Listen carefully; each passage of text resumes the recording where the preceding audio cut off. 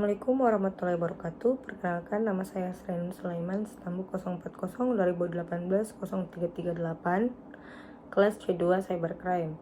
Pada video ini saya akan menjawab pertanyaan terkait materi konsep yurisdiksi cybercrime yang diberikan oleh Bapak Dr. Hardianto Janggi, SHMH, selaku dosen mata kuliah cybercrime. Pertanyaan pertama, apakah yang dimaksud dengan yurisdiksi? Yurisdiksi adalah kewenangan berdasarkan hukum, yang mana kewenangan ini bukanlah hal yang berdiri sendiri, melainkan berdasarkan hukum dan dibatasi oleh nilai-nilai hukum. Yurisdiksi ini sendiri berasal dari bahasa Inggris, yaitu jurisdiction.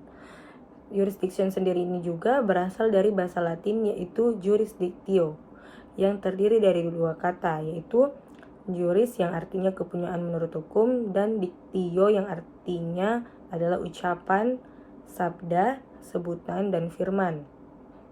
Dengan demikian, dapat kita simpulkan 4 hal yang terkait dengan yurisdiksi, yaitu kepunyaan seperti yang ditentukan oleh hukum, yang kedua, hak menurut hukum, yang ketiga, kekuasaan menurut hukum, dan yang keempat adalah kewenangan menurut hukum.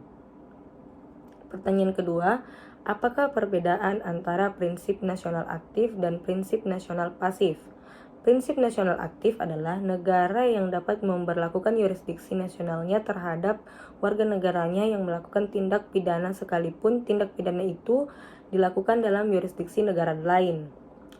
Sedangkan prinsip nasional pasif adalah setiap negara berhak melindungi warga negaranya di luar negeri, dan apabila negara teritorial di mana tindak pidana itu terjadi tidak menghukum orang yang menyebabkan kerugian tersebut, maka negara asal korban berwenang menghukum tindak pidana itu apabila orang itu berada di wilayahnya. Yang ketiga, Masaki Hamano memberikan perbedaan cyber jurisdiction. Sebutkan dan jelaskan pengertian tersebut. Masaki Hamano membedakan pengertian cyber jurisdiction dari sudut pandang dunia cyber atau virtual dan dari sudut hukum. Dari sudut virtual jurisdiction, sering diartikan sebagai kekuasaan sistem operator dan para pengguna atau user untuk menetapkan aturan pada masyarakat di ruang cyber atau virtual. Dari sudut hukum, cyber jurisdiction atau jurisdiction in cyberspace adalah kekuasaan fisik pemerintah dan kewenangan mengadili terhadap pengguna internet atau terhadap aktivitas mereka di ruang cyber.